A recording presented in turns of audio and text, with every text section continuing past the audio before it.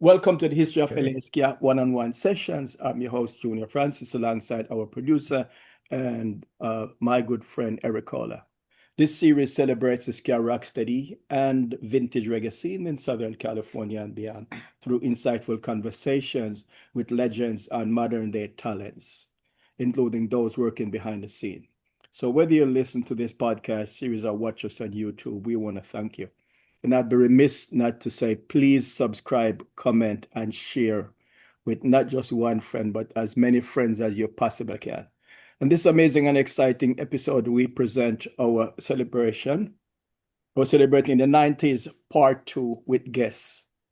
I'll start with the first one in no particular order, since all three are equally spectacular and important. Singer-songwriter, multi-instrumentalist Scott Klopfenstein. Klopfenstein. Yeah. Klopfenstein. There you go. My fear is profound of pronouncing your name incorrectly, of the Littlest Man Band, and formerly of Real Big Fish, Knuckle Brothers and Scholars. Keyboardist, singer Mike Berault. Yeah.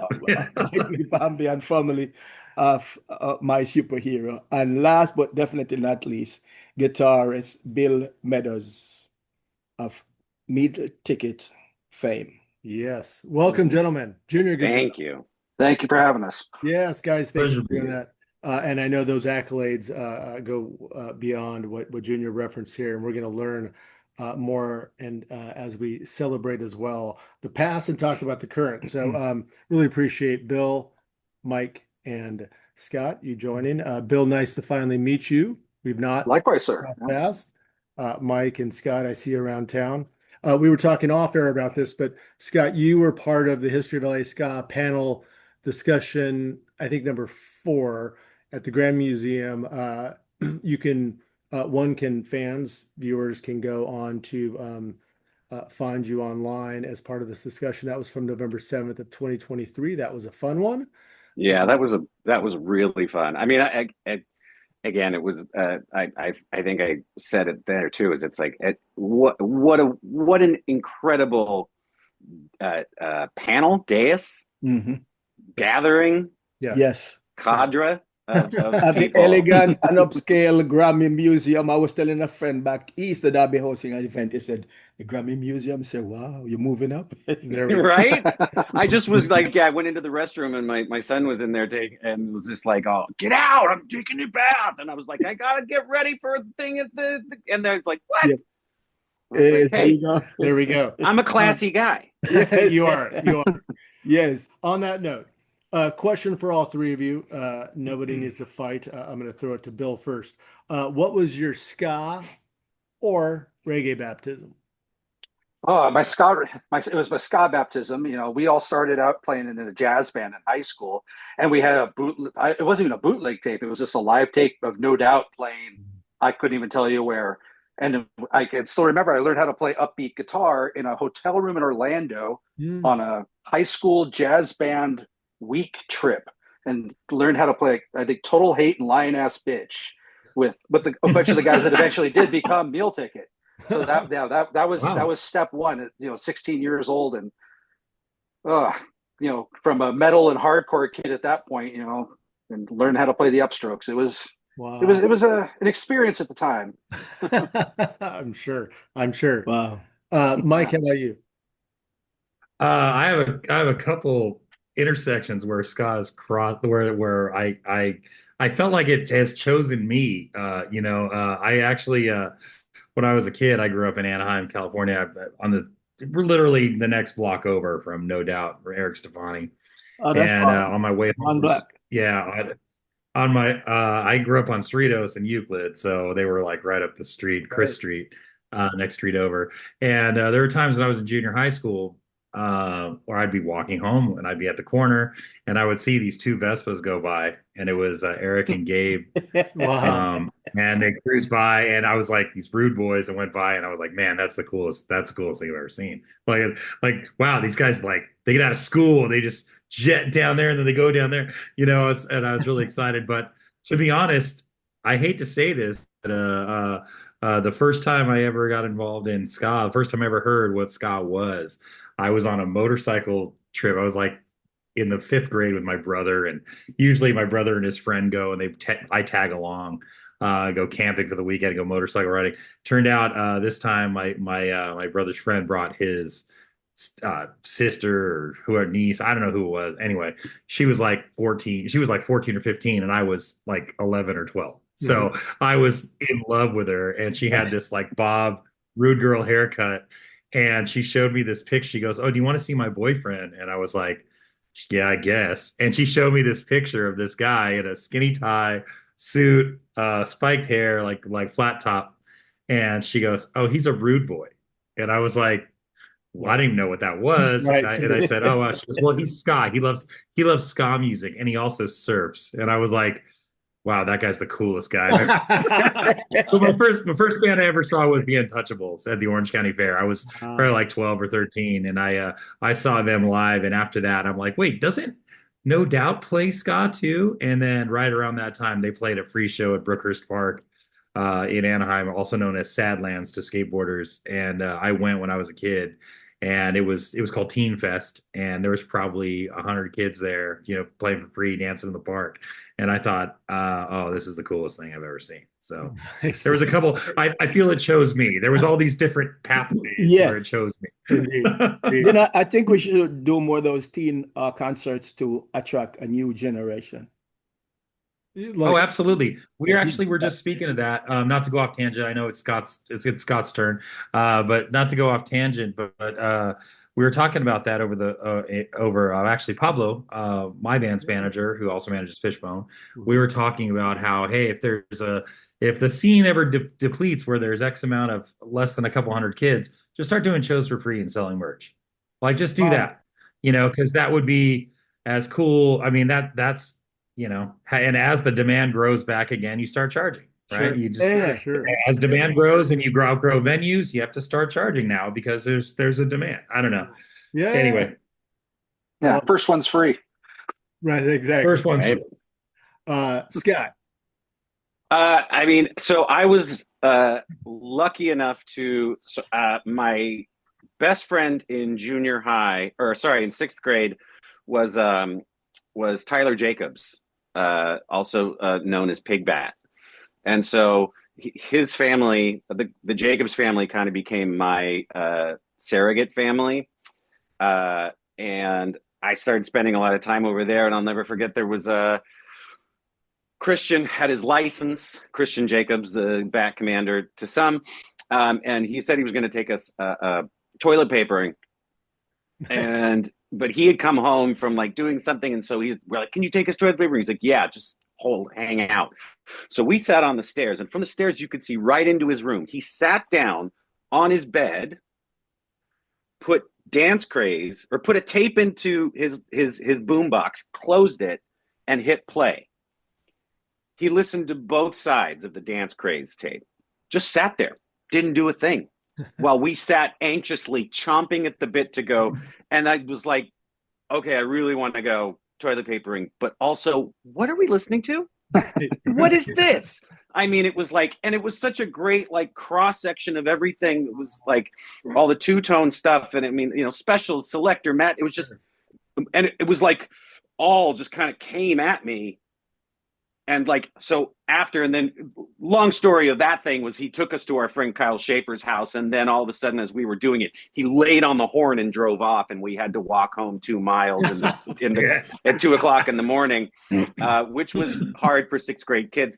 But he did the That's same just Big thing Brother stuff right there. Yeah. He did the same thing when he took us to go see Stop or My Mom Will Shoot too. So, but it was like, and so I was like, what is that thing? And then they were like, that's ska music. I was like, what else is there? And then they played that first Fishbone EP, and I lost my mind. And so for my birthday in sixth grade, we couldn't find that EP, so I got Truth and Soul on tape. I played that thing like crazy. And then I was just like, I mean, I couldn't get enough.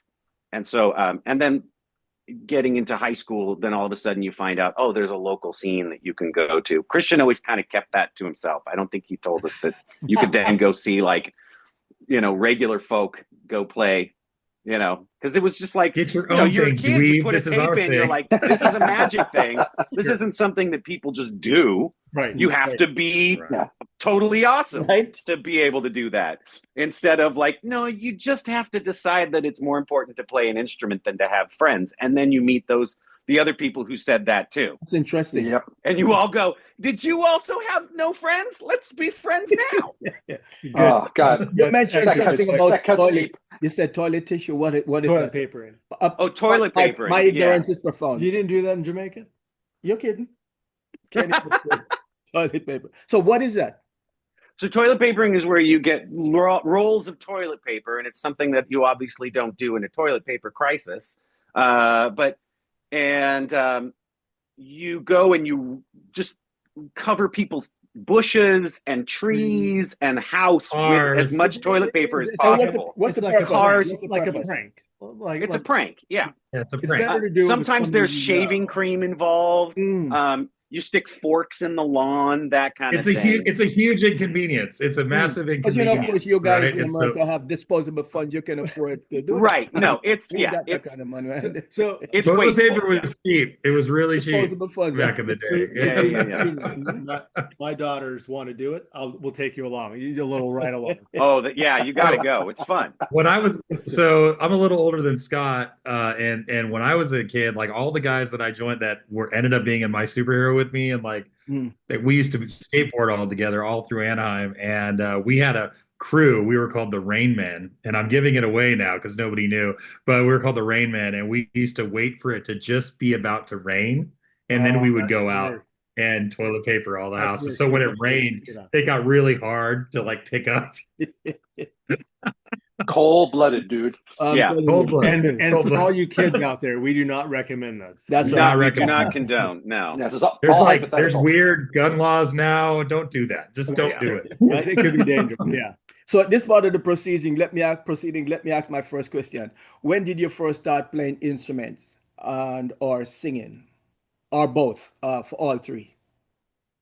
Bill? I think I was 13 and talked my dad into buying me a guitar at the local crap music shop. I got my $80 no-name electric guitar, and it was all downhill from there. But I think I'm older than Scott. Mike and I might be close to the same age, but this was definitely in like the kind of hair metal days and all the Def Leppard and all that nonsense. I had to start somewhere. But I was 13 or 14 and at the oldest, and all guitar. Yeah. Okay. And you stayed with it. You didn't practice on. I took. I've never moved on from it. I still have all my stuff. I've just started playing again the last few years. I dropped it for a while, just life and work and kids and all that got in the way. But it's coming back. Nothing like it was, but hey, it's still fun. It never really goes away, and it's always fun to create music, and it's always fun just to noodle and learn songs. I think that's probably why we all started. Right. Yeah, Mike. 100%. Yeah, I have the same story as Weird Al Yankovic. Have you ever seen Weird Al's story? A salesman comes to his house and he's selling accordion lessons, right? And so I had my mom and my sister. The guy signed up my mom and my sister for lessons, and I would have to go to the Littlest Man accordion studio. It was on Lincoln in Anaheim, literally like probably a mile from where my house is now. And I would have to go and sit and wait, while they were doing they did individual solo like classes. And then they also did band classes or all together playing together.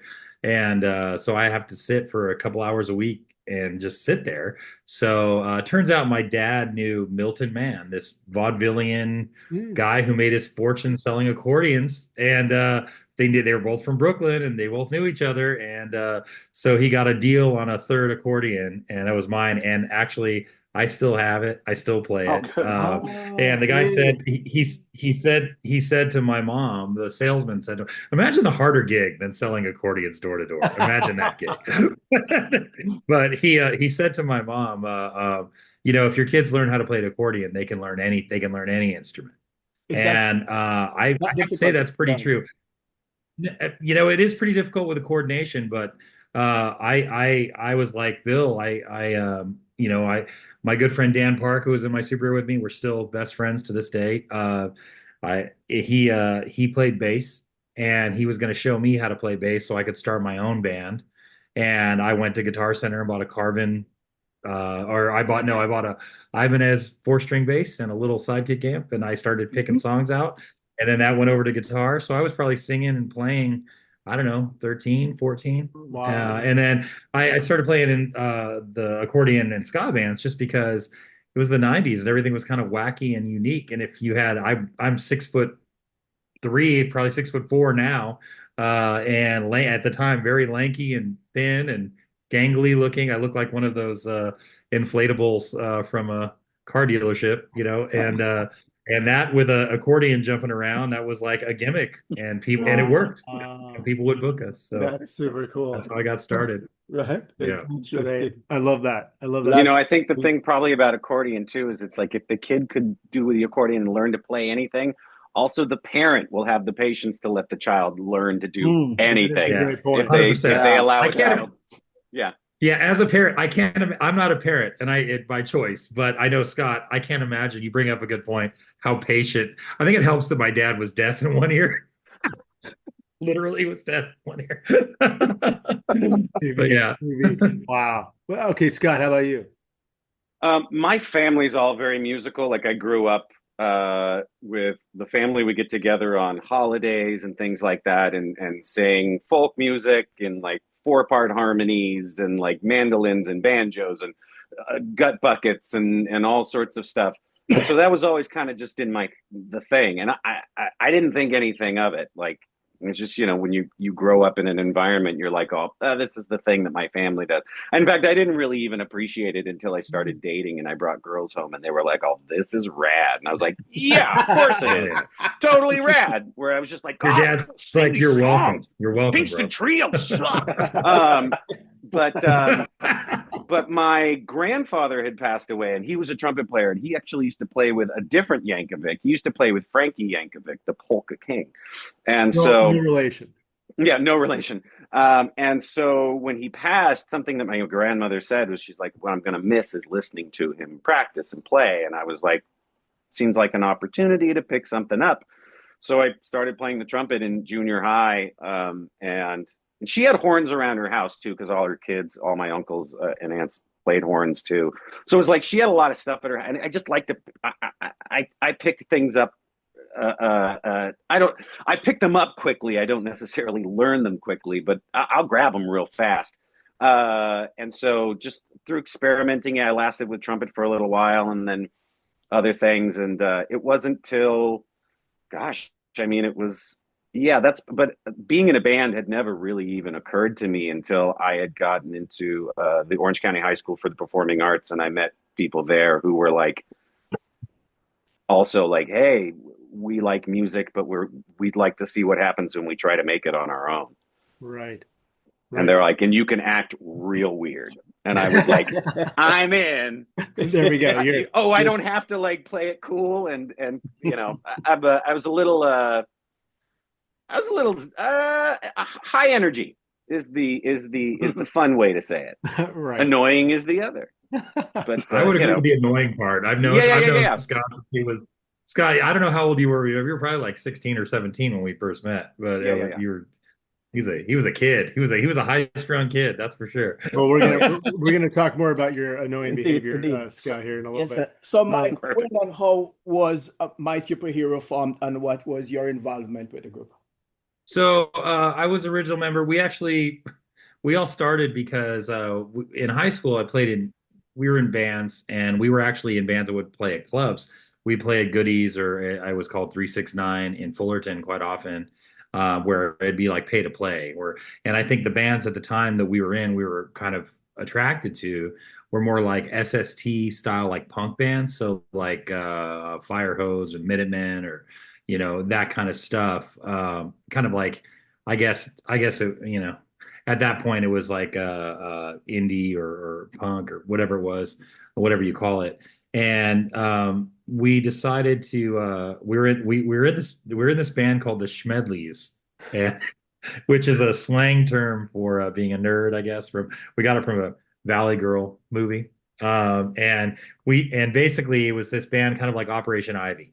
And so I was just getting into that in Operation Ivy, and some of the guys were already kind of more well versed than I was. And again, we were trying to figure out how to make the band bookable, right? How we could get attention. And so we just started adding players, like a horn player here, or now there's two trombones and a guitarist, and oh, this guy plays the accordion, let him do it. And so we from a 4-piece and went to like a 7-piece. And we started getting booked on ska shows that John Panel was doing. And so, like one of the shows we played, I think the lineup was the Schmedleys, and then the second band was Voodoo Glow Skulls. It was like, and then One Eye Open, and then Sublime. But before that, Gwen and Tom came out and did like 5 or 6 songs. Suburban Rhythm. I mean, all these bands at that time. And we were just kind of like thrown in the midst of that. So what we decided to start My Superhero as a band, as a project, it was like the 5 of us that were kind of really serious about wanting to do music, and actually not just for getting shows, just to actually have something, what I call now like contributing a verse to this, right. to this, And what year are we talking? That was 1994. I guess. Yeah. We played our first show in December 23rd, 1994, and it was at the Ice House in Fullerton. And we played, and the other bands around that bill were Los Pantalones, which became Save Ferris, and then us, Clint, which was Ephraim from Death by Stereo, who actually Ephraim and I were old friends. I worked at a pizza place. I was 15, and I met Ephraim, and we were trying to get in bands forever, him and I. But Ephraim's band was on there, and then the Aquabats, Real Big Fish, were the other 2 bands on that bill. And so from that point, Aaron Barrett loved Superhero. I don't know why. And you guys were fucking great. That's why. I'm sorry. Am I allowed to curse? You are. Yeah. Okay. You are now. And then I remember Andrew, the drummer, the old drummer of Real Big Fish. The only thing I remember is thinking, like, I was such an awkward dude at the time that I was probably 18 or something at that point. And I remember seeing he had a stormtrooper head painted on his drum, on his bass drum. And I thought, oh, that guy's super cool. I could talk to him about Star Wars.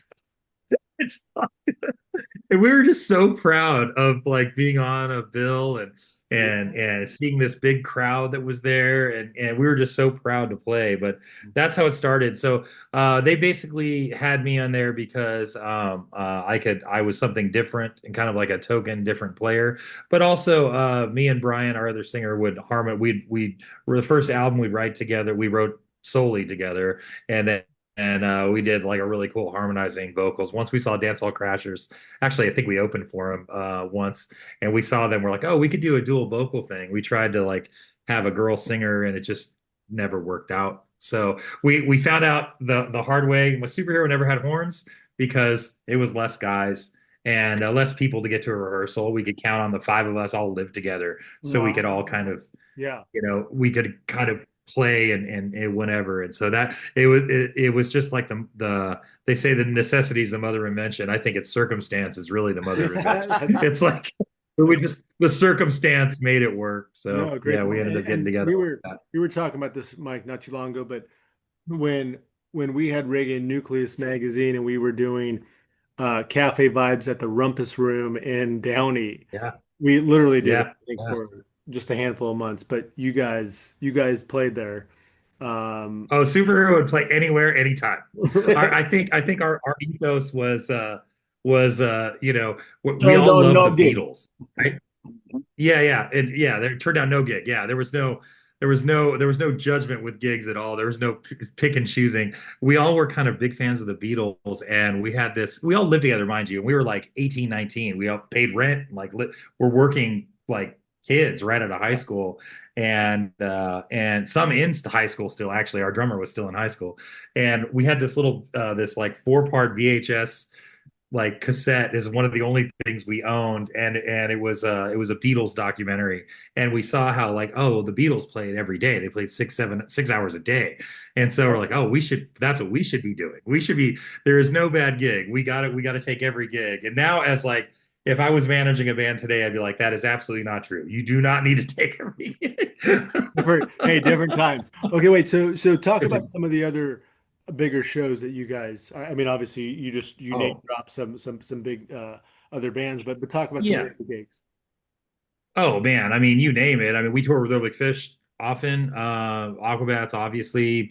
We were like, so when I mean, Sublime, which sounds like a big deal now, but then it wasn't such a big deal, right? No Doubt, obviously. Any of the bands at the time. I'm thinking of like Suburban Rhythm, Homegrown, whoever, Untouchables, which was a big deal for me, growing up with that Agent Double O Soul, like that Double O Soul record. Mad Caddies, at the time they were called the Ivy League.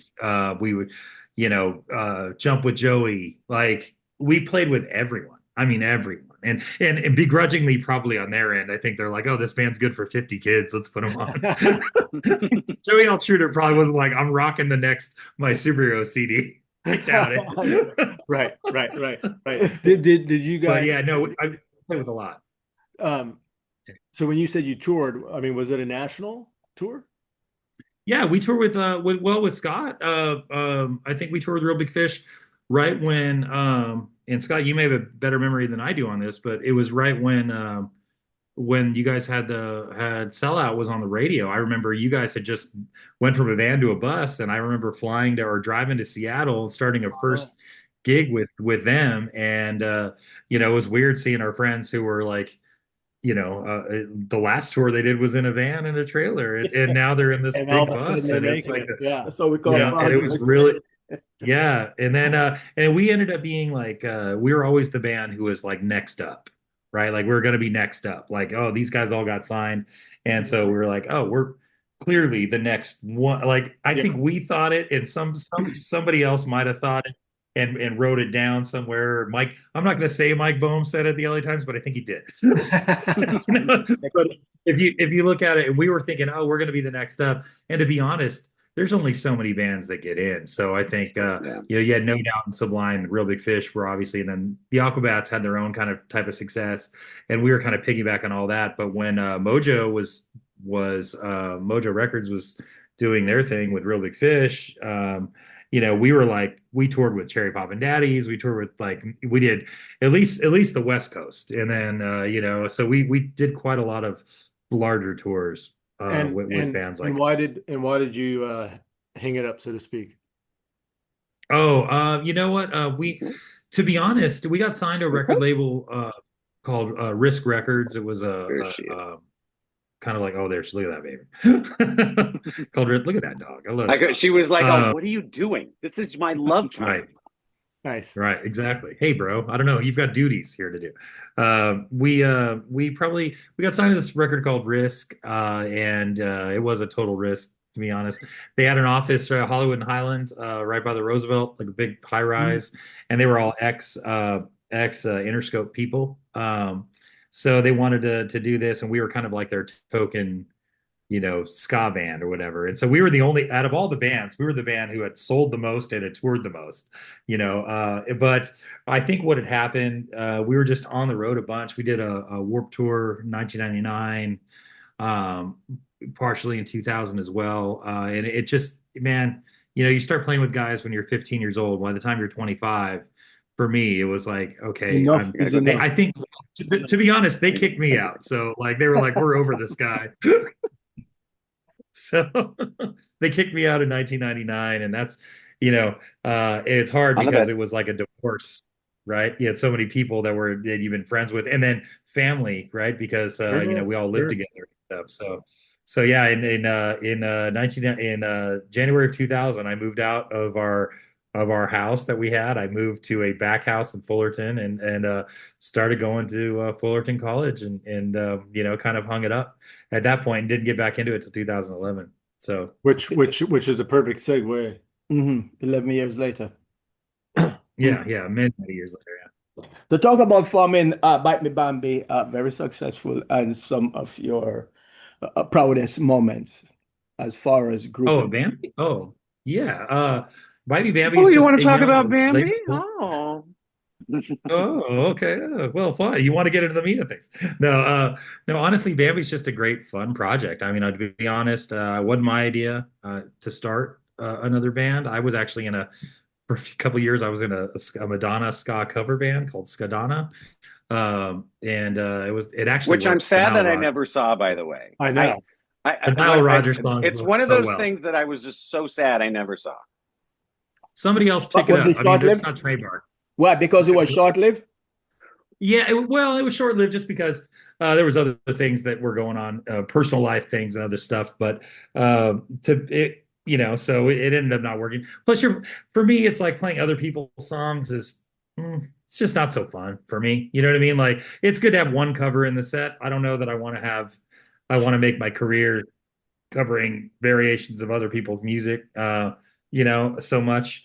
Although Bambi does do that quite often. What a nice mix. One step beyond and all the things. But no, with Bambi, I think some of our proudest moments, and we just finished a tour with Less Than Jake, who I personally like.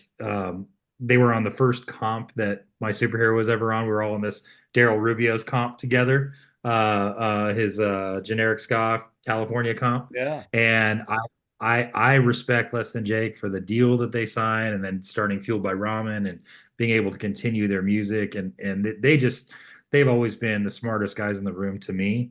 So it was really great to be able to tour with them and get to know them. They're the most lovely, just generous and just great people, so that was a highlight. Obviously playing with Lingvo Golding, he came up. We actually were in Seattle playing with Fishbone. Another thing, I mean, a kid like me to get to play with Fishbone, and now get to say, like, I have Chris Dowd's phone number. I talked to Angelo. I was in the studio yesterday with Angelo. He's doing something with another band, and I just went in to say hello, and I hung out for a half hour. You know what I mean? Like, so it's like just to say that I'm proud about that. But the Lingval thing in particular, we were playing in Seattle, and he had just called it I heard you guys, I'm coming to the show tonight. I heard you guys do Gangsters. Could I get up and do it with you? We were like, 100 times. That's Lingval, all right. Talina and I literally, we looked at one another on stage, and I think everybody else was kind of caught in the moment of the not such a great sound, and we had just flown in, and it was like we're not tour ready yet, and it's the first day, and we're on this stage, and at one point I looked over at Talina, and she's playing, and Limble's there, like, kind of toasting and just doing his part. And we both, I mean, she was crying, and I caught myself like, oh my gosh, I was just welling up, and I'm like, I had to look away. Yes. Yeah. It was one of those moments, man, and they don't happen that often, Right. but when they do, it was definitely full circle. And for us to be even in the same breath as anybody from the Specials, I mean, you talk about biggest influence on me, and that two-tone era ska really was the thing that sucked me in, that high energy. And then, of course, I love all types now, but when I heard the Specials, and having experienced the Untouchables live with more of a soul angle, but the Specials were definitely more of my speed, because it was definitely more of a punk rock speed to it. But with the message of unity and all that, I mean, I carry that. We can talk about this later, but in Anaheim at the time, it was a bad time to grow up. There was a lot of racial tension. There was a lot of skinhead groups that were in the city where we grew up. And so for us to say, like, this is something that kind of unified us, it was pretty amazing. So I've been dominating the conversation. I don't want to talk anymore. No, that's excellent. No, I love that. Scott. Yeah. Talk about, so early on in your career, before you were obnoxious. Now, I was like, before, after, way back. Talk about the Scholars and Knuckle Brothers. So, I mean, so I had joined. So the Scholars was a bunch of cats that I met at the Orange County High School for the Arts. And we were, some of us were just Los Alamitos High School students, and some of us were in the theater program there. I had seen actually Real Big Fish in its early iteration my freshman year in high school. They played, and I saw that band, and it was more of like a white boy funk kind of like weird early REM. I remember that thing. too. I remember that. Yeah. Yes, I remember. It was that. early REM kind of, Okay. and so, and I saw it. I was like, "This is the most amazing thing. I want to be a part of this. I don't know how." But then they had horn players, so I was like, "That's cool," and this is what I do. And then, so the guys and the Scholars were some of the cats from the theater department, and they're like, "Hey, you play horn. We need a horn player." And I was like, "Okay." And at that point, and it's funny for me to say it now because it's many years later, I was kind of a quiet cat. Like I was very insular. I wasn't very confident. I didn't, and so they kind of helped me. It was the first time anybody had seen something that I had to offer and invited me into something, and it was really special. And actually in that, there was this story that we had about, like I would be quiet and in band rehearsals, and all of a sudden there was an argument about a part, and I just lost my cool. And I said, just shut the fuck up and play it both ways, and we'll see what works. But this is pointless. And they all just kind of went, "Did Scott just say something?" And then I never shut up from then. But it was just like, I feel like as a kid, you're always forced into these situations, these boxes, these protocols, all this bullshit. And it's incredibly difficult to be a kid because you have the most potential for imagination and emotional expression and connection and authenticity, and you have the most amount of restrictions. Yes. You can't say this, you can't do this, you can't go there, this is not okay for you. And it was the first time that I had found a place where it's like we kind of made the rules. Wow. And then you start going to shows, and it was like, I'm a 14-year-old, 15-year-old kid, and there's like 21-year-olds in the room, and they don't see a difference. Right. Like that was, so when I started playing with the Knuckle Brothers, I think I was 15. Those guys were in their 20s. Like, I love and that they didn't promo see a photo difference. you guys have. I Oh, love yeah. that promo photo you guys The one- have, Scott, for- where they're all at like a bar and Scott's just on the end, like no alcohol or cigarettes around him. Yeah. All No, I the think I'm others are smoking. That's grown the only men. thing, but all the drinks are like pushed you're away. Funny. And Ashley and John Panel and like all Oh, these man. people are get out. yeah, because I mean, that band was chaos. You know what I mean? Like, and I think that's what I loved about all of it. I mean, it was all just felt like this, like chaos with a little bit of a like handle on it. The scene that had been going on that was so musically, everybody kind of had their own thing, like, and none of us, like, we didn't have access to the myriad of musical choices and all sorts of stuff, right? It was all digging. So, right. the superheroes' musical influences, like, were specific to what they were digging and the records that they had heard as kids and the things that they got into as friends. And then you go and, you talk about Mealticket. Like, I just listened to Misconceptions the other day and I was like, what a record. Like, by the way, if I can just say, and I do this all the time, and I think I feel remiss not doing this. I am a fan of both of these gentlemen and the work that they have done throughout the scene. Mm-hmm. I am constantly the little 14-year-old kid in the room.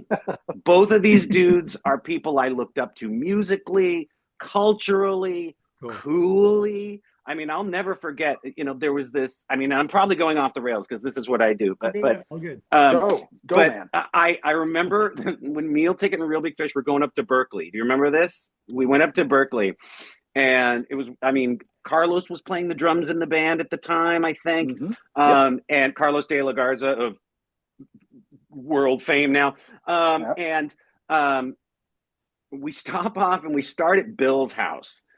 Bill had, I don't know if you still have it, Bill had this collection of zines that went from the gamut that they ran of pretty informative and tame to the kind of thing that I wasn't sure I should be looking at. Like weird, crazy, fringe. The kind you had to send away to Germany for. Things that like things that made the Jim Rose Side Circus like look like it was like Romper Room, you know? And it was just like, okay, I'll never forget Aaron, because Aaron was really into some, like he just sat there like he's like, can I borrow this? Can I borrow this? Can I borrow this?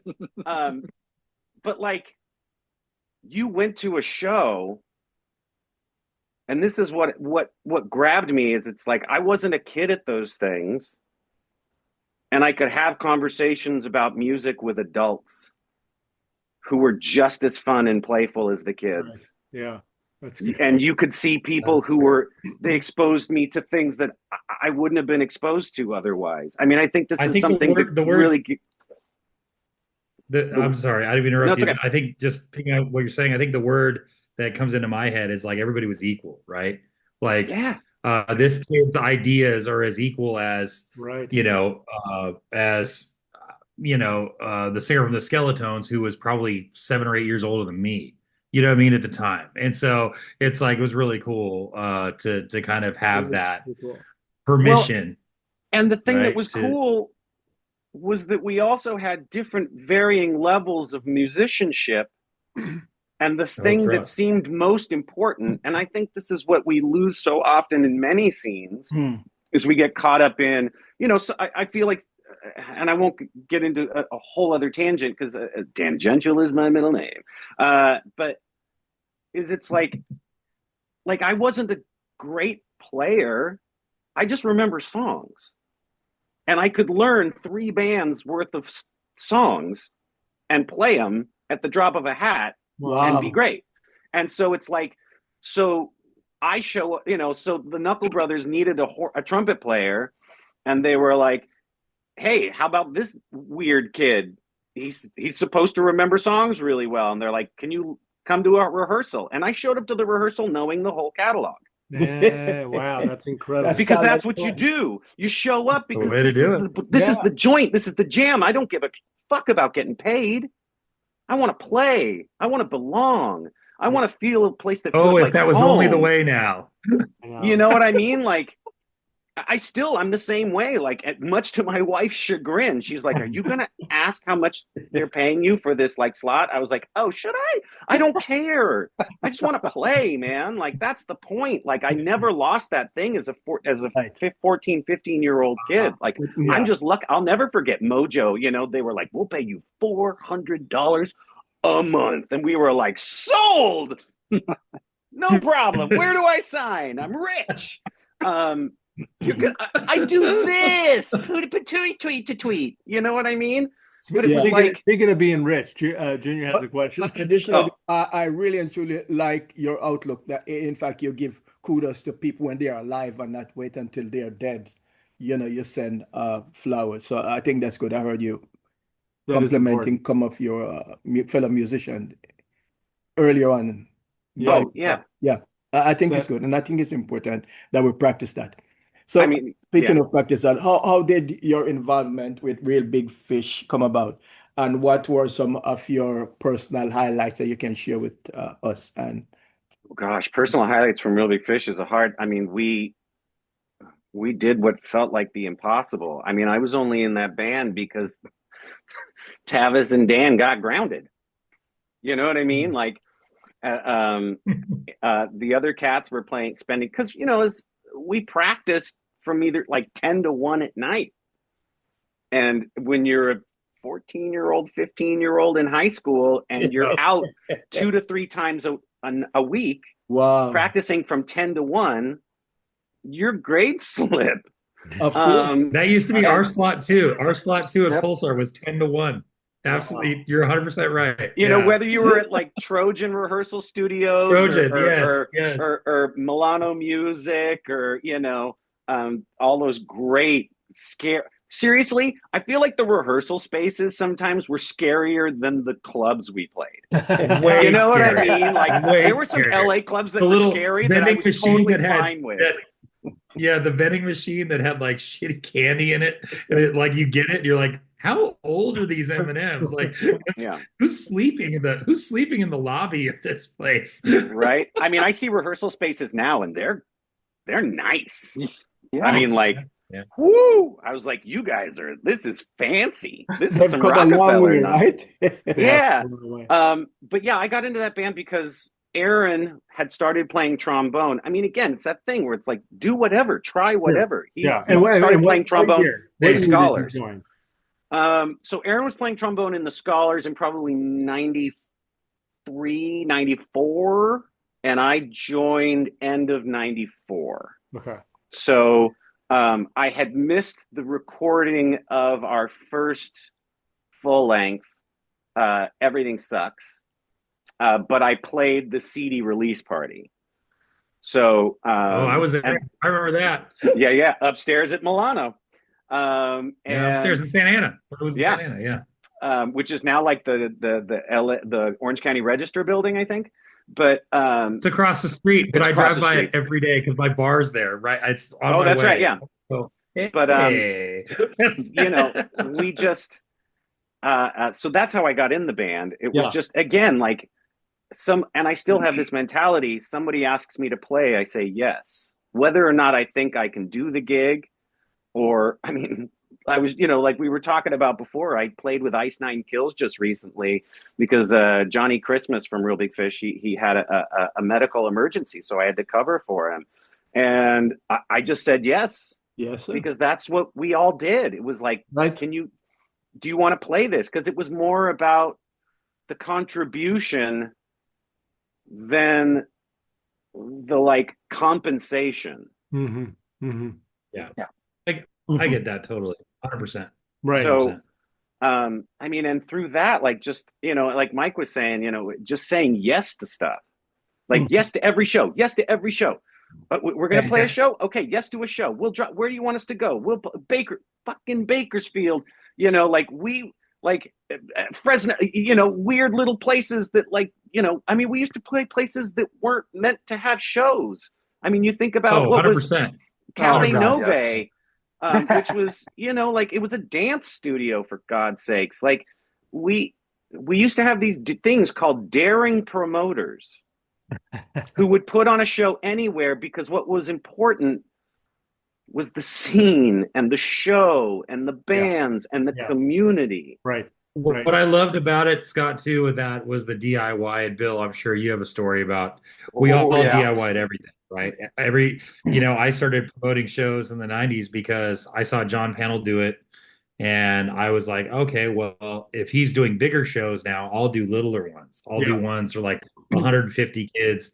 And that ended up growing into something huge because, you know, I'm used to, like, we did them in roll up door industrial spaces, or in the side room at a Denny's, or on the top of a 7-Eleven. You know, I mean, you name it. It's I mean, the places. Remember, Bill, you'll know because we went the first time I ever actually left the state. I think was 1995. Real Big Fish was there too. It was that Scott Patrick's Day thing. Oh God! In like Provo, Utah, or way out.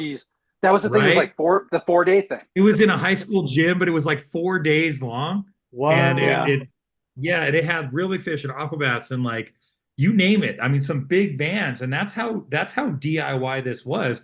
There was no like Live Nation or anything to get involved. So, you know, this high school girl had an idea to do a ska show in her gym, and she got all the bands committed, like 50 bands or something. And we drove from California in like a caravan out there. Yeah. And I remember Did we stay at her house too? I didn't. I stayed at a Holiday Inn because we all worked at the Holiday Inn, so we got like cheap rooms. But I remember going out. This is how cool the scene was. Okay, I remember going out, and we had to play on a Friday night, and so we drove in, played the show on the Friday at like 8 o'clock at night. The Aquabats were playing the next day, Aquabats were playing that night, and so the next morning we were getting up early, and Christian came by our hotel with a big Suburban, and he's like, "Do you guys?" Because he told us to bring our snowboarding gear, and we all went snowboarding with the Aquabats, and it cost us no money. We just went to the mountain, and we go up to like the guy taking tickets and go pickle baloney, and he would just let us on. Like it was that. We're super cool. That was the password. That was the code word. Code word. Yeah, we're supposed to go home that day, and Aaron from Real Big Fish says, "Hey, oh, we're headlining tonight. Why don't you guys play 15 minutes on our gear?" Like, what? Like, how would that ever happen in real life? And Bill, it relates to you because that night, I know Mealticket was playing that weekend because Jenna came up to me after we were done playing, and she's like, "Oh, I love your guys' harmonies," and I couldn't believe that somebody from a band that I idolized, like Mealticket was around longer than I was, and I remember being like, "Oh my God, Jenna knows who I am," and my buddy's like, "I think she's flirting with you, dude," and I'm like, "There is no way she's flirting." She was like a grown woman, in my eyes. She was like a year or two older than me. I was like, I hope she would. So I was kind of hoping, Bill, that Jenna would be on here so I could ask her, "Hey, were you flirting?" It doesn't matter now. Buddy, I know everybody wanted her instead of me. Don't worry about it. Yeah, 100%. I remember Bill saying to me one time, actually, I do remember this. We had this my superhero sticker, and we had to get all of our stuff was like full color. So we had to get this black and white stickers that were cheaper to make. And we got this one, we put a little Pontiac logo on the front. And I think Bill said to me, he goes, "Hey, I like that sticker that has the satanic goat head thing on it that you guys got. It was rad." And I'm like, yeah, dude. That's what it is. Oh my God. I still don't know shit about cars, man. Yeah. Bill, we can let you slip into unconsciousness and fall asleep. So your turn. Please share with us when Mealticket was formed, exactly when. And that's how. Can you even make a two-part question? The form part's the fun part because much like Scott, it was a high school band. We were a bunch of, we were playing funk and bossa nova and swing music at the Van Nuys High School for the Performing Arts Magnet. We were all geeky band kids. So, and that's how we were like, oh no, we're going to play this. Ska was this thing we were just discovering in 1989, 1990. And we were just kind of figuring it out, like, oh, we're gonna turn this one band into 5 different bands so we can like play and make some money. Yeah, it never happened. But it's like, oh, we'll be a blues band, we'll be a swing band, we'll be a ska band, we'll be it was so dumb. But it really worked out in the end. But yeah, it was literally all just a bunch of high school band geeks that just decided to do our thing. And the really cool part is that 4 of us that played the first show almost made it to the end in the same band after 7 years because of the 4 was me, Richard Ferreira, David Ferreira, and I guess it was only 3 of us. I'm a liar.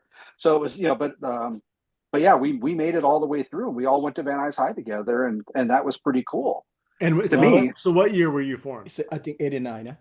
The band itself probably played for the very first time in Richard and David's living room in 1990. Okay. Yeah, and our first gig, much like a lot of bands back then, was at the shittiest place on earth, which was the Natural Fudge Cafe in Hollywood. Yeah. Hell yeah.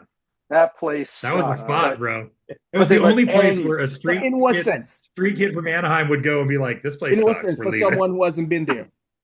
It was a glorified living room. The place, if you put 50 people in there, you'd think there was 500. It was I don't know about you two guys. I never saw that place in the daylight. I have no idea if they were never in the day. It was like if you could imagine, like if somebody had the same aesthetic, it wasn't as punk rock as like CBGBs or one of those, but it pretty close. And it was right off Fountain. It's like East LA, not East LA, Silver Lake area, right? Somewhere in that area, Highland Park. Yeah. Rest in peace. It was where the Tropicana strip club was, where the mud wrestling place was that you got off at the same time. That's right. Right off of Santa Monica Boulevard and like the 101. Don't ask me how I know that. Yeah. Right. You know what? You couldn't miss it driving the 101 north. Like, it was right there. Right there. I remember. Right. Yeah. You're right. It was this filthy, dirty. It was like these old hippie, like natural foods people. There was like the couple must have been 80 when we were playing there. But yeah, like everybody played there though. It's like Suburban Rhythm played there. I know I saw One Eye Open there. It was the night of Suburban Rhythm's last show, and I took Dennis out. And we went and saw One Eye Open in Hollywood at the Natural Fudge Cafe. Yeah. So Bill, sure. You shared, and we're going to post some to help promote this, but you collect flyers and you keep a lot of. You probably have maybe you have a notebook there, but so Mealticket played all different types of shows throughout the course of your existence, right? Did you tailor your set accordingly depending on who you were playing in front of? To an extent early on, because when we first started playing, it's like, as you saw in those flyers, there's shows that never should have happened. It's like, why the hell were we playing with Ocean's 11 and Mobtown? Even at early on, we didn't play that traditional two-tony kind of thing. Why did we play with the Skeletones so much? Why did we play with the Specs so much? Dude, I couldn't tell you. That's just the way it was back then, and it was rad. And for the most part, 100% right, dude. Yeah, from like say 91 to 94, 95, that was just what you did, and the shows were great, and there wasn't much friction. Towards maybe 95, 96, 97. I don't know. I always felt a little bit more friction between the traditional scenes and our goober stuff. But early on in LA, I think that's true. In LA, I thought that was very true, but Orange County, not so much. But yeah, I mean, same dude. We played with Desmond Tucker. It's like playing with these legends, and it's like we're just why us? And as a promoter, I know it's because they're hoping that you bring some more people, a different diversity, right? So why? That's why Mealticket's gonna draw more than the jazz ensemble from the college that's next door. Bill, but I think it's also just a math problem, man. But I think that's where you get that special thing of that cross-pollination. I mean, that was the wonderful thing that we always tried to do, which was make sure that we took Hepcat out. Like, it was like, first of all, what that was, we were like, why we're headline, that doesn't make any sense. But it was like, 100%. Like, the point was, it's like, it's all like, it all has this similar nucleus. Look what can be done. Look at the potential. Yeah. Look at the like you pay a little respect, you not a little, but a lot. Like you put your heart and soul into something, like, it welcomes you in, it creates a scene, it creates a thing where all of a sudden, there are cats who knew their jazz and their like two-tone stuff. And like, I was a dumb kid who was like, punk rock. And then all of a sudden, like, they're like, sit down and just breathe for a second and listen to the Scatolites. And I was like, oh, wow, dope. Okay, this is rad. It's like we were educating each other, and the scene was about educating everybody. And like, you could have like a rad shreddy band like Mealticket, which was, again, and this is what I love about both of these two dudes' bands. It was like, it was such an interesting amalgamation of like, they both had their thing and like, I just was always amazed. I was like, we're all in the same scene. Yeah. Like, right. I blame Fishbone, dude. So I blame Fishbone for all that. Oh yeah. I blame 100% could do everything any of us did and better. Better, right? And they still can. I honestly think that with Fishbone is that band, when people ask like, oh, well, they talk about third wave ska or whatever, and no shade to Op Ivy or anything like that. They obviously are huge. You're making that ska punk sound. But I don't think there's an Op Ivy without Fishbone. I don't think there's any of these. I don't think there's a No Doubt without 100%. Fishbone. I know that for a fact. Right? $1,000,000%. None of us. Yeah. None of us would be sitting here. Yeah. Yeah. And I probably toured with Fishbone more in the last 2 years, and kind of been more exposed to them than just about anyone. And that's not fake, man. This is these guys are are there. It's Mingus level, like It, musical genius. It's, you yeah, know, yeah. the way jazz is like, oh well, yeah, there's, you know, Coltrane and Davis, but then the Sun Ra is part of that too. You know, it's like it gets kind of a little different. And to know, especially like now, right now, Spacey T's in the band, who played him in the '90s when I was seeing them a bunch, and like seeing some of these guys play together, it's just incredibly cool. And they, like, I was on the road with them when Sly passed away just a few months ago. And just one night, they're like, "Oh well, we're gonna do a couple Sly Stone numbers." Who just breaks into a couple Sly Stone numbers? Like, we're just gonna, oh, you know, we're in Virginia and we're playing at a brewery on an off day, just trying to keep that money coming in. And oh, by the way, here's a couple Sly Stone numbers I'm gonna play for you flawlessly. You know, like, Yeah. just ridiculous, Right. right? So they are the ones that we need to, like, really, for anything that we do for Third Wave. They really set the tone to kind of make all of this blender of genres kind of work, I think. And they're the ones who kick that off, in my Yeah. opinion. So Bill, Yeah. when did Mealticket call it quits? Well, And why? there's two parts. There's two parts to that. I couldn't tell you why they called it quits, because about 12 months before that, I got the boot. So And when unfortunately, was that? Yeah. that must have been like November of '96. I'm still, with all my flyer hoarding, the one I don't have is the one I'm most proud of, which would have been my last show. Which once again, why were we there? We opened for Avail at the Showcase Theater, you know, and it was just like, what a strange bill to be put on. Had no idea I was hours away probably from getting canned at that point, but yeah, that would have been like the late summer or early fall of 1996 is when I got the heave ho. I think I was a little too opinionated at the time. I was, you know, I can admit it, you know, 23 and pig-headed and wanted to do things my way, and they did not agree. And when did the band break up? It was about almost exactly a year later. A year later. Okay. Yeah. Okay. Got it. And like I said, to that one, I'm still, I think they just fizzled out. I think they were trying, once again, this is my 2 cents from the outside with a little information after the fact. They were trying to get signed. They were trying to be, how'd you put it, Mike? They were going to be the next one. Is that how you were putting it about one. Everybody's trying to be the next one. And I think my take on it is they were trying to be the next one, and we just weren't that band. We never were that band. You know, we were other than her, we were pretty ugly, and we tried to play too fast and we tried to play too technical, and that doesn't really translate to the radio. And their songs were, you know, they weren't One Eye Open weird, but they had some oddness to them. And that's my 2 cents. I'm probably going to get a phone call from Jenna or somebody in the next week telling me I'm full of shit. But hey, So any chance of coming back together?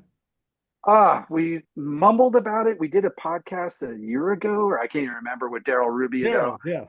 Yeah, I wouldn't totally rule it out. I mean, I don't know. You know, I know that the Horn, Jim and Rich don't really play at all anymore. I don't know where Dennis, the drummer, is at all.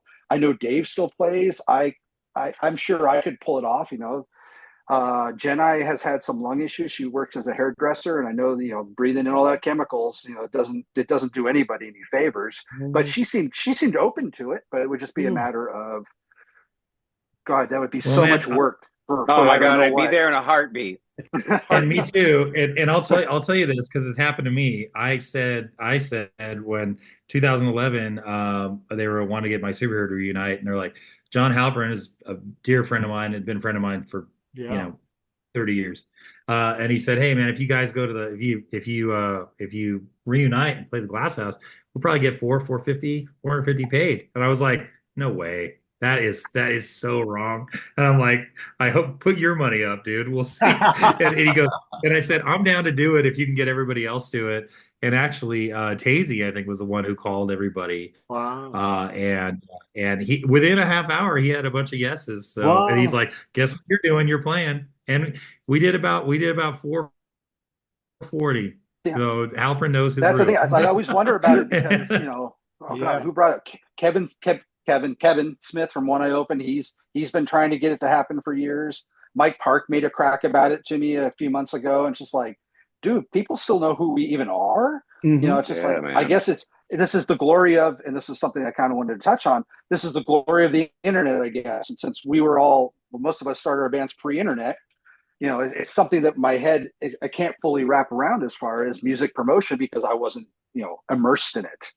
So it's like, I guess people still know we are because of that stuff. I don't, people still buy the. But it's the nostalgia, as well, and people that are, the younger generation getting into ska, and they go back and look at flyers. They talk to people, some of the active bands now, they learn about the bands that are defunct, right?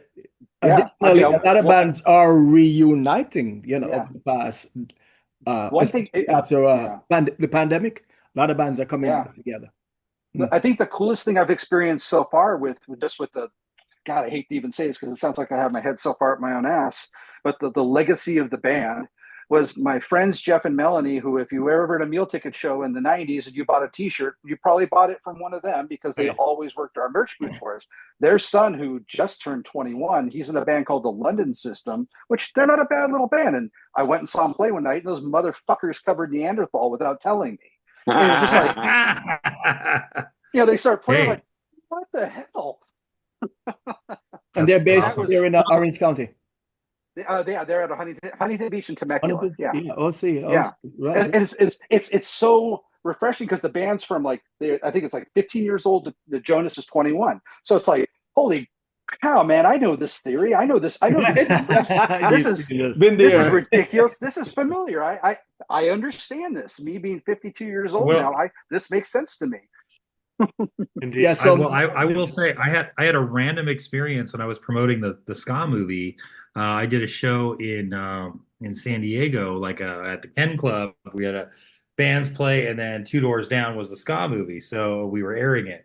So I was working the door because they didn't have a security guy at the bar, and they weren't expecting a lot of people. I told them there'd be like 300 something people, and this kid shows up, and he's like, "I'm not 21, but I really want to see the bands." And I was like, "I'm sorry, man, I can't let you in. It's not me. It's it's liquor laws and stuff. I can't." He's like, "It's ridiculous. I bought a ticket. It said include the show." And I was like, "I'm happy to refund your ticket, or you could still see the movie. The movie itself would have been $13 or however much it was to get in, so you may as well just keep your ticket and go see the movie." And he's sitting there arguing with me for a while. Anyway, he goes and watches the movie, and I'm in a part of it. And when he comes back to get into the show, he looks at me and he goes, "Oh my God, I didn't know you were in my superhero." And he goes, "I have a cassette tape from my brother." And this kid is like 19 years old at the time. He's like, "I have a cassette tape of my brother. We drove all the way from Mexico City, all around the United States. And we were kind of touring, when I was 16, and I still have it. And I was listening to it on my way here. It's in my car. And I can't believe you were in that. That's amazing." And I was like, he goes, "No hard feelings, not let me in the bar." But that's how weird this stuff is. That is right. It's like the power and the glory of music. But I have a question for all. Yeah, I have a question for all. What venue and promoters were the biggest supporters of your bands throughout the 90s? I mean, I think I can speak for us all when I say John Pannell. I mean, without John Pannell, Mealticket never would have got any of the traction because he put on that Punk Rock Denny's show in Huntington Beach. We played there, and that was the first time we really traveled all 55 miles from the San Fernando Valley down to Orange County, and I met more people on that one show, and then got in tight with John for whatever reason that he just kept having Mealticket back and back and back and back, and he got us on some of the dumbest shows and some of the best shows. John was booking House of Blues for a while, and they had this funk night. And it was like one of those, come on and play. You're going to make $1,200. I don't know how long they're going to let you play for. I'm like, what do you mean how long they're going to let you play for? So we get there and we sound check, and we're getting kind of weird looks. And then the crowd starts coming in. It's all these like people going to the club. And like, what the fuck did you get us into? We made it 4 songs. We played the 4 hardest songs we had because we knew we were not supposed to be there. We got to the end of the 3rd song. They gave us the 1. We got off the stage, and they paid us in cash. And then he booked Knott's Berry Farm for a while. We did a 3-set show at Knott's Berry Farm. Wow. I did that. Yeah. John looked out for us. Like I said, some of the best shows I ever went to, definitely some of the best shows I ever played, that man put on. Hands Honestly, down, 1,000,000%. I said it in the Scott movie as well, and I'll say it now because I believe it. I lived it. I know that JP, I mean, Panel, uh, not as close to him now as I used to be, but we used to be very tight for a very long time. And I would say that he definitely he was the guy. He started. He first did No Doubt at the Park Ballroom. It was just funny. We had some friends visiting from Canada, and we met at a restaurant. And I said, "Well, where are you staying?" "Oh, we're staying at this hotel." And I'm like, "Oh, I pulled into the hotel, and it was the old Inn at the Park. I don't know what it is now." I was like, "Do you know this is the Inn at the Park? This is where No Doubt played the first major Orange County show was in this ballroom in this hotel." And John and I, years apart, but we both worked at the Quality Hotel, which is across the street from the Inn at the Park. And I saw Firehose play there. I saw Suburban Rhythm play there. There were so many bands that he would put on, and that just springboarded his career.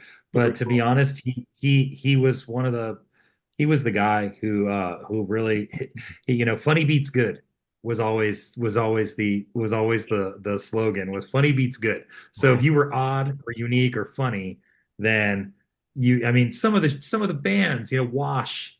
I don't know if you remember that band. They would destroy stuffed animals on stage. He had a The Kids I of played Whitney with this High, band man. with him when he was Kids of Whitney High. Joker Pickle Reaction. Yeah, exactly. Joker Pickle's Reaction.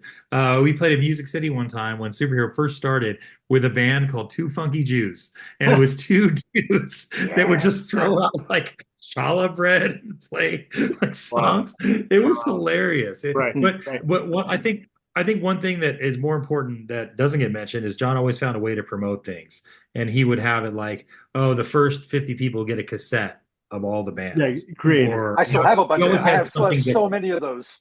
Yeah. I have to like the Music City shows and stuff like that. Yeah, I have to put my 2 cents in. Yeah, he's still doing good work. Up to around recently, less than a year ago, I said, hey, you bring legends to town, just let me know. I can book them elsewhere. I didn't know. He's a volunteer. Yeah. So he's still doing good work. That's great. Also throughout the 90s, 98 Posse did a bunch of special. Oh, yeah, Bill Cole. Yeah. There was a cat named Paul Billings. Yes. Also, that I remember. I remember Paul. I think I went to school with Paul, and I mean, I was never really on that part of things because there were always the older dudes taking care of all of that. But I remember a lot of the shows that Paul put together. Paul ended up becoming the head of Live Nation, right? On the West Coast. Yeah. So.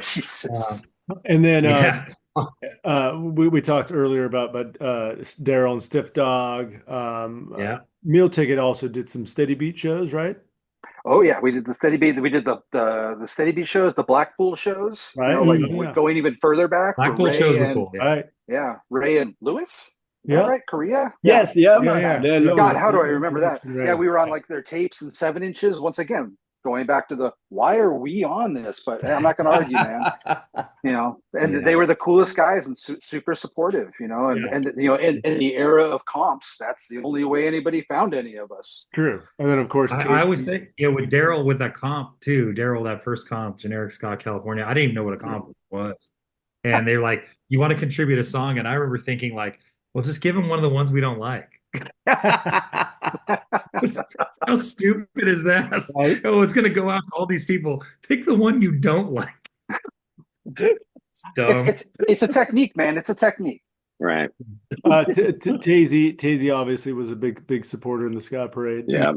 Oh, 100%. 100%. Tazy Phillips also, I mean, with that radio show, the old joke was you couldn't get it past the parking lot.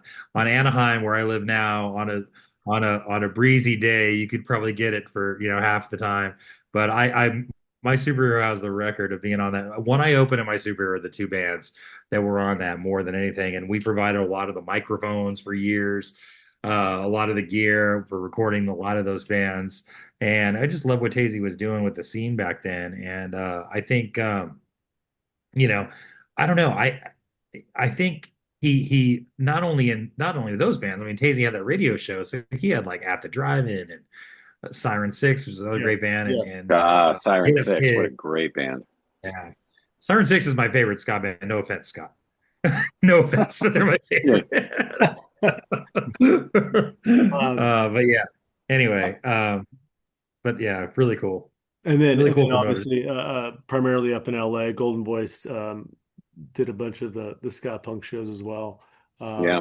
I know a Yeah. lot. Where we Yeah. I mean, at least in my era, we didn't have any luck with that. I can count like the big LA clubs on one, if you don't count like the Anti Club and the Natural Fudge Cafe, the places in Hollywood, we just never played there, and There I was a go to little some barrier of shows entry there. They Yeah, were right. hard. Yeah, barrier of entry there with the traditional the trad scene, as people call it. I think it was hard to break in, like with The pay to play Israelite. kind of stuff. Yep. Yeah, and just their scene was a little. I think their scene was just a little. I think they excluded a lot of the Orange County bands, which I get it. I mean, they were, to be honest, if you see like any of those bands at that time, they were just so perfectionist about traditional ska, which I love that about it. I thought, wow, these guys take this way more seriously than we do, and we're more of a blender. We're more of a medley than we are the pure. These guys are really doing something great. And I always equated it to kind of like they're kind of like when you meet a strict rockabilly dude that doesn't even wear a digital. I think those guys in LA, they did something perhaps that hasn't been done anywhere else in the States. They lay the foundation and create ideal conditions for the legends to come to California. And the legends 100%, coming up for the 100% past right. 3 decades. As Yeah. Right. what those guys have Yeah, done. because Toots isn't coming out to play with my superhero, I promise you. Right. Mike, you touched on this, and it's important. But this is for all three of you. So in 2019, Pick It Up, Ska in the 90s documentary came out. Mike, I do want to hear about your involvement there, but I also want Scott, Bill to touch on, if assuming that everyone's familiar and has seen this, but talk about that documentary and the importance of it. Oh, you guys go first. I can fill in. I can be the color analyst on that. My favorite story for that is I can't even remember how I found out about it, and now I'm going to sound like an idiot because I can't remember the director's name. And I cold called him about mixing and cutting the sound effects on it because that's what I do for a living. And he's just like, yeah, we got a couple other guys. Maybe we'll get back to you. And then it's just like, oh, wait, oh, no, okay, yeah, you actually played in this era. Like, yeah, a little bit. And I'm sorry, Mike, it didn't turn out so hot, but it got turned over super late. But yeah, I actually worked on it. Well, I appreciate that. The time between me getting my hands on it and Newport was not long. Oh, right. I'm sure. Yeah. Scott, I mean, that thing was, I'll never forget, Taylor called me up or he may have, I don't remember how we got in touch, but all I know is I was living in New York at the time. And he said, hey, I'd love to, interview you for this ska documentary. And I was like, okay, it's like you get hit up so many times about and people may want to make, and it was like kind of the, YouTube was, I had very low expectations, yeah. I've done enough interviews and things where you're just like, it's like, somebody actually just kind of wanted to get into the show. And they're just like, they didn't have like a pad of paper or anything. They're just asking questions and stuff like that. So you just kind of like, you're like, everything could be cool or everything could be garbage. You just never know. You'd play What's this zine called again? Right. So I was like, oh, I've got a really great place. My mother-in-law's, we'll do it at the top of my mother-in-law's buildings. Beautiful view of Manhattan, just gorgeous, And I mean, like, he showed up and he had the camera and he was like, these were insightful questions and then he's like, do you want to go and hit the streets and like just ask people weird questions? And I was like, yes. Yeah, that's what I like doing. And so like, I mean, I gave him my whole day. Because I was just like, I like this guy's vibe. He knows what he's talking about. So there was no, and then I heard it came out, and I mean, like, I heard everybody went to it, and I was like, this is great, this is awesome. And and then I was starting to try to get back to work and playing and gigging, and I'd been off the road for a while to raise my kids and learn how to be a husband. Still learning, and we decided, if I was going to play a show, and it's like, there was no showing in Brooklyn. There was no East Coast showing, so I was like, well, why don't we put it on at a bar? And we'll put a Q&A together. We'll have these guys, these podcast cats come out, not like, and I had Cooley Ranks come out, and we hung, and I was just like, and I'm going to get choked up because I had kind of put that part of my life away. I had to focus on, my wife and my kids and figuring out what life looks like outside of the microcosm of what it takes to live in a band and do this job. Right. And I sat down and they showed this movie that was wonderfully put together. It was made with so much heart, so much love, so much and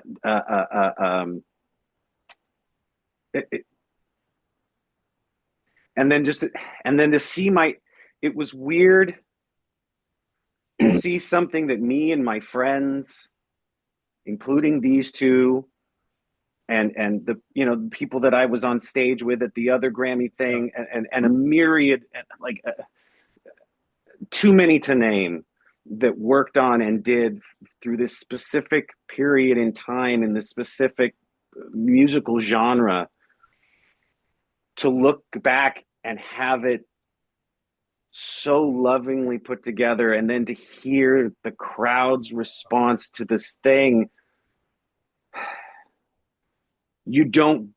Not everybody gets that kind of visceral hindsight, that beautiful Technicolor,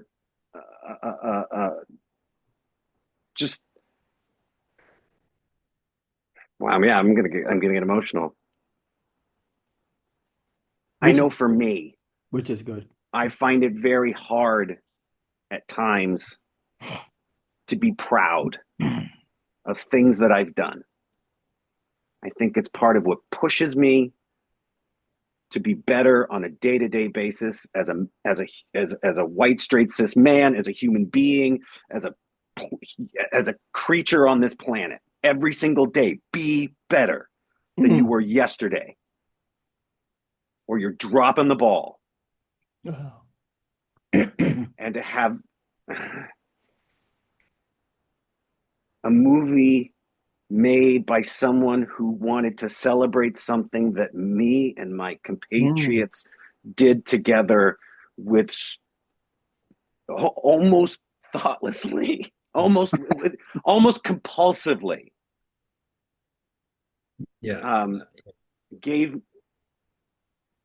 Gave me such a sense of belonging that I had looked for since the moment I remember my first memories of being alive. And since I've seen that movie, and I kid you not, I say this with all sincerity, I have not let a moment of my life in the ska scene, as a member of Real Big Fish, as a contributor of music, to go by without a certain conscious participation in humble gratitude. Thank you. Yeah. Because man, this is I don't know how or why I'm even sitting here with, again, I look at you four, and I short story. I will say this story, and it is the weirdest, and it's something I still can't wrap my brain around. Doing a Bite Me Bambi video. Right. And, Mike and Talina had asked me to participate in the video, and I was like, sure, whatever. I was feeling svelte, like I was like, I'll get on camera. And I show up and I'm standing there and I'm talking, and I'm standing there and I'm like, what am I doing here? You know what I mean? Like, why, Angelo and Greg and I'm like, what am I? And Chris Grau, the director, he's like, because you belong here. Yeah. On a serious And I'm note, like, but you put the and I'm work like, in. this guy, But you put the work in. this goofy, spazzy, weird, out of place. But you This put is the what work the in. scene was. Mhm. Yeah, And needed it was more and presently needs more of. it was Discipline, hard work, devotion, dedication. it was the miss. I was an outcast band geek. I was the uncool band geek. Where do I go? Hmm. And this whole and Scott, scene. I honestly, I had the same feeling when I met with Taylor. And to piggyback on your point, I met with Taylor, and I had only heard about the Ska movie because Brian Mashburn and T-Bone were being interviewed for Ferris in Starpool, and so being in a band with him, oh yeah, there's this guy Taylor, he's coming to town, and Ray, And Master Jesse, Giovanni. Jesse was there too. Oh, right. Trying to remember who else was in that video. Yeah, Right. Jesse. Yeah. Oh, Jesse Wagner. Yeah, and of course Jesse. I mean, like another idol hero. Right. Yeah. So they had talked about it, and I was like, oh, well, for me, what I wanted was like I talked to Taylor a little bit over the phone, and we had such a similar story about the importance of ska music, and we our slogan in our band was like, the ska scene is where you come by yourself and you leave with 25 friends. I love that. It's just so that Talina says that, I say that, we say that to kids, when we meet them out at shows. And what I wanted to do is I wanted something to kind of legitimize, and I hate to use that word because I'm not looking for approval per se, but just something to legitimize what we did, the DIY-ness of it, and how this was a youth movement and a traditional movement together. And it was about unity and belonging and acceptance and love. And when Taylor was talking about it, he's like, oh, I'm going to do a GoFundMe, I think. We're running out of money. And I was like, all right, I go, man, I'm going to give you some money because, I'm going to write you a check because that's the only way. I'm not creative in the film part, and I don't know how to craft a narrative, and I don't know how to do any of that. But I can write you a check, and I'm willing to do that because I want to make sure it gets made. I don't want you to fizzle out and then not have it made. And ideally, I guess, and selfishly, I just wanted something my mom could like stumble upon on Netflix and just be like, oh, that's what you did. Like, oh, that's what you did. Okay, that makes a lot of sense. And what's funny is, to everybody who, I think the movie conveys all of those things. It conveys that community, that love, and that tradition. And Taylor did a great job, but he did it in such a way, I think, that was a love letter to the genre, and our take on that genre. And it could have been a 7-hour long movie. We could have done every little bit of history from the tradition, from the Kingston School all the way through Lovers Rock, Rocksteady, all this stuff, to reggae, and we could have done all that. But I think Ska in the '90s was perfect because it followed it in the '90s. And the truth is that I don't think any of us, and Scott and Bill, you could back me up on this, I'm sure. I didn't think any of this was gonna ever be on the radio. It might be on the radio, but a lot of bands are. Warrant's on the radio. Like, it's on the radio. You have your one hit and then you go on. But I didn't know No Doubt was going to be as big as they were. I didn't know it was going to be the center of what would have been. Right? Nobody this would revival. And nobody did, right? Nobody. So for us to just be a bit player and to add a verse to that, I think Taylor was a kindred spirit, and he really had respect for what it was. And he did it because he was a trumpet player. He played in ska bands. He traveled. Oh. You know what? And the story that I will say about your bandmate, and probably the Scott and the Aaron, without I don't know, my dad would say a proper ball washing of Aaron, without giving him that. Aaron was the type of guy that loved it more than anybody in the room, really. Yeah. And so I still remember Taylor does. He's that, not dead. He's still does. Right. We're having lunch on Friday. He's still with us. Yeah. Give Aaron my love and make sure that he knows, he knows that I still love him. But Taylor said to me, well, you know what, the type of guy Aaron is that I told him, when Taylor met him, he said, I told him, I opened up for you once at the Wow Hall in Oregon, or the Wild Duck Center, whatever that thing was in Eugene, and he said, yeah, my band was called such and such. He goes, oh yeah, that's right, you had this song and this song, right? You Wow. played trumpet, I think, didn't you? And he's like, yeah, I remember the song was da da da, and he like recited the song back to Taylor, and that is kind of why the ska scene is so great, right? It's that mentality of we're all kind of fans of one another, and we all have a moment, even if it's an obscure small band or whatever, it played a big part. And the fact that Aaron remembered that, that sold Taylor on it. And for me, when I heard that, I was like, of course he did. And knowing that man, of course he did. He's the biggest nerd in the room, right? I mean, he has, I'm sure still to this day, he listens to everything that everybody hands him. Oh yeah. And he keeps it. Heard that, yeah. Wonderful. Because he's like, I mean, we've seen too many kids with bands that all of a sudden, I mean, how many people we took out on the road that all of a sudden like shot right past us, Yeah, exactly. But it's, I mean, he, and that was his great lesson to, I mean, I know to me too, but it's, I mean, yeah, it's that scene existed because we all loved it in the way it asked us to love it. Yeah.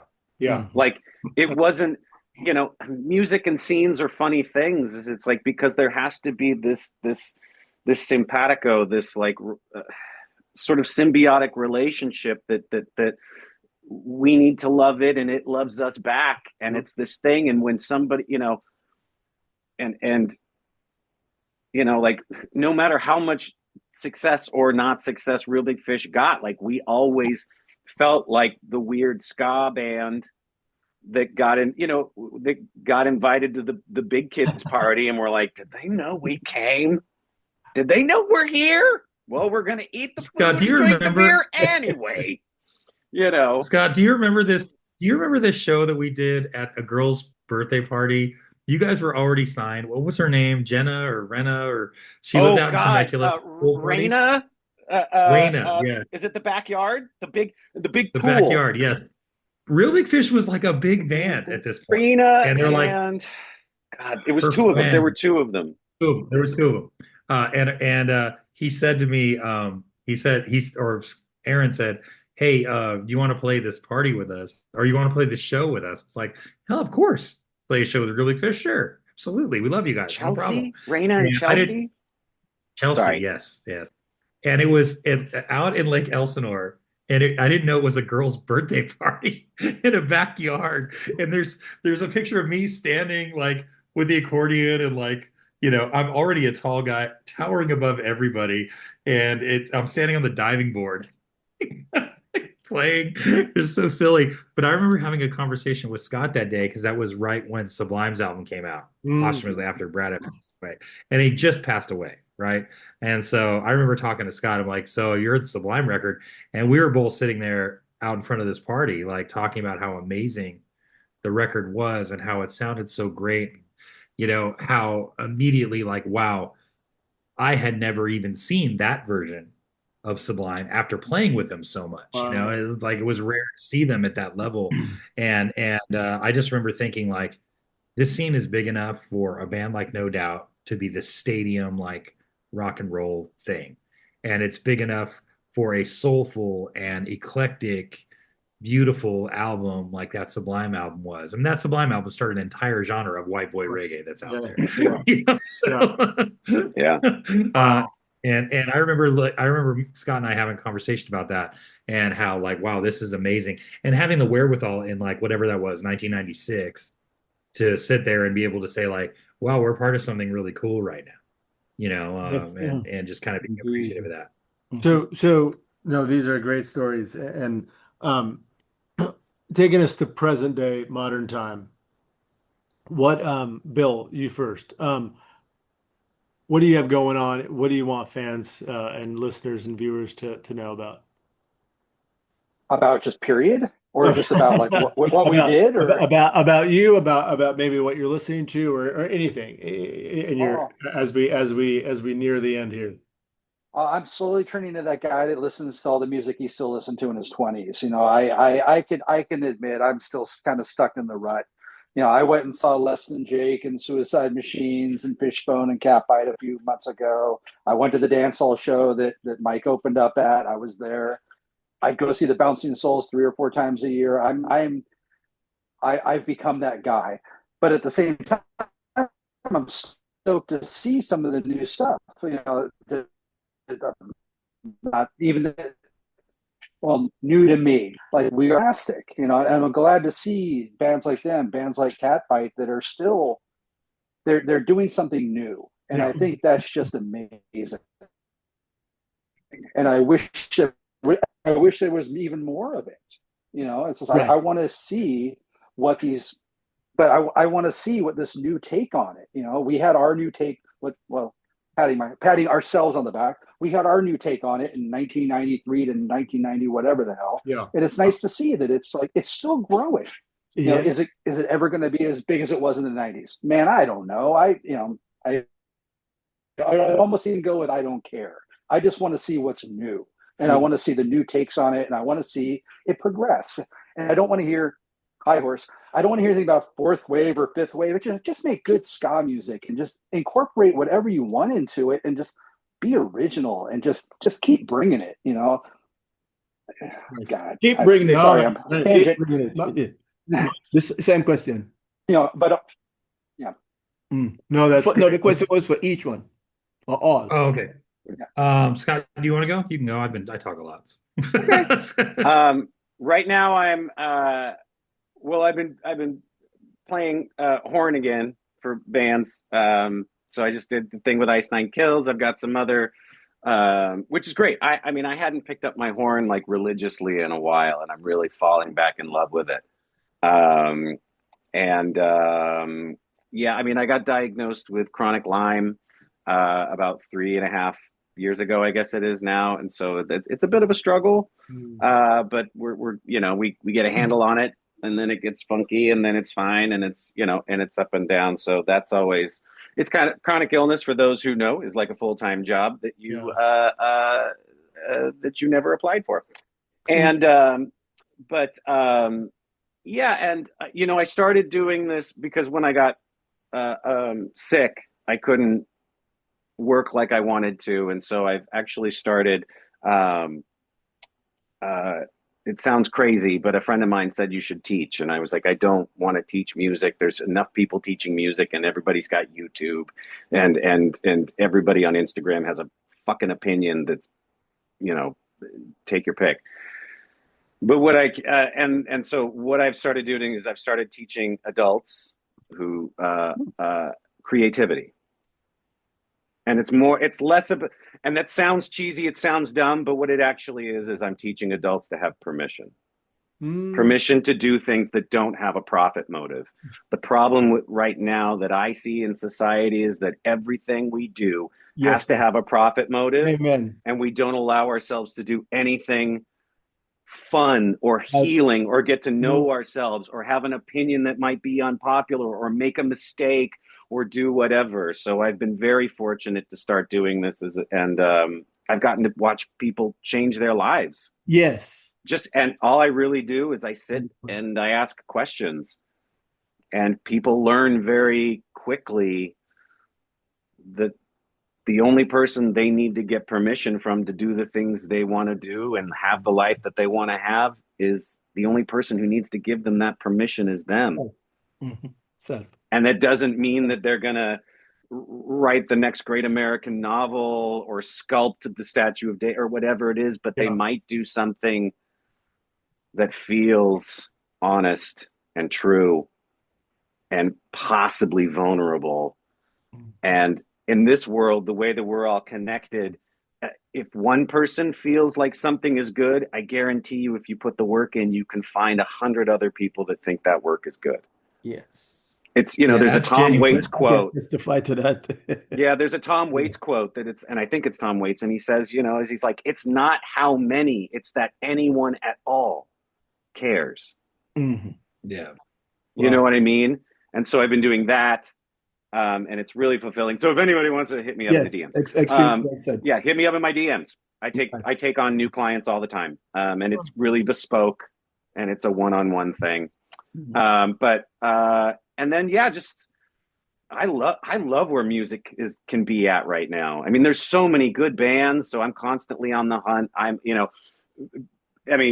Bill, if you want to look for new bands, I spend an hour every Friday digging through new bands. Cool. Yeah. What's the purpose? I have to do it. What's the purpose? To stay fresh, to stay inspired, to stay because it's like I gotta believe that there's enough out there. The hard part is that the way that it is now is it's like you've got young bands, and I heard somebody put this perfectly. It's like a young band, they've got all the technology. I mean, I've got the technology here to record a whole album at my house, which I'm working on. But they put that record on Spotify, and they're competing with Beyonce. Yeah. And I don't care who you are. Right. It ain't gonna happen. She's Beyonce. Whereas all we had to do was have Bionic Records or something. Yeah, we had Bionic, and you know what I mean.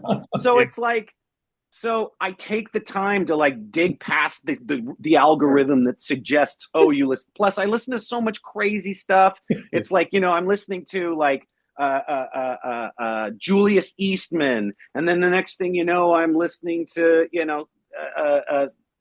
Sonic Youth, and then all of a sudden I'm sitting there and I'm listening to Coco Roco, which their new album is unreal good.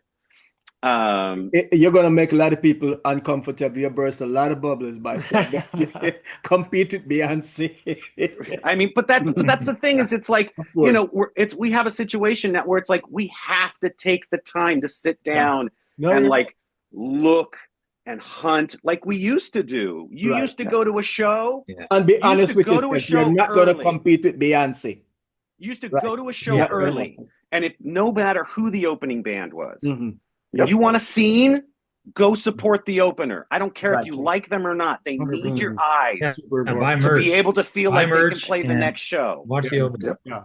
No, buy a shirt. Yes, man. Those are great final thoughts. Mike. Yeah. New stuff. What's going on now?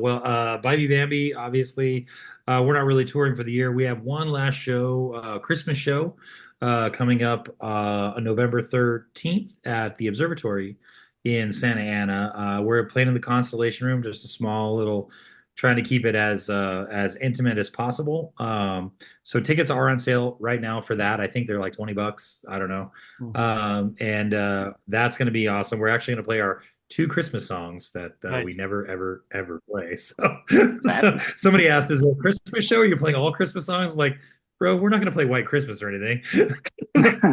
We'll play our 2 that we recorded, which I think is a lot for a regular band to have. So we have that going on. And then for us, we're writing and we're going to be touring next year. We're doing a lot more of I don't know if we're going to do nationwide, get in the van type touring, but we are going to do a lot more festivals. And then we're really focusing on England and Europe as well. We want to get out in that way and work with some great people. But and then obviously with me, I have my bar, Club 616 in Santa Ana, oldest bar in Santa Ana. We have we're a strictly vinyl bar. So we do a lot of Rude Girl. Oh, I want to go play. You think visit? I want to go play. You see? It's a great bar. Yeah. I don't go to bars, and I love that bar. Yeah. No, it's Scott's played there actually before. We don't do a lot of live music. We do jazz Sundays and Wednesdays, and then Friday and Saturday is always vinyl. And then we get mostly it's last weekend we had Rude Girl DJs, their Musica Mujeres. Oh, that's the club. Yeah. Oh, yeah. So she's still Rude Blue. Yeah. She's she's doing our Halloween party, so we'll have her doing that. But I tend to let it go towards more ska, reggae, and soul, and so we do that. And then we have the jazz live on Wednesdays and some Sundays, so we do that. And then other than that, I mean, if anything else I would ever tell people is ska music is an activist music, and it's time to be active.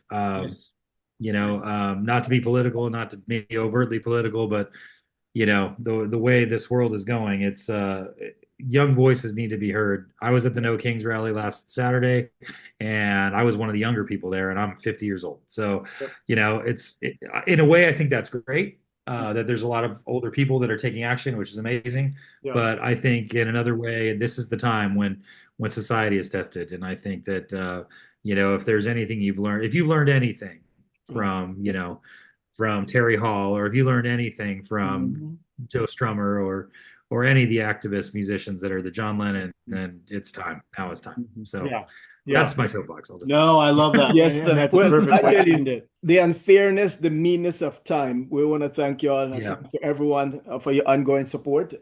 Thanks to all three of you gentlemen. Yeah, Bill, Scott, Mike, thank you. Thank you guys. Oh, thank you.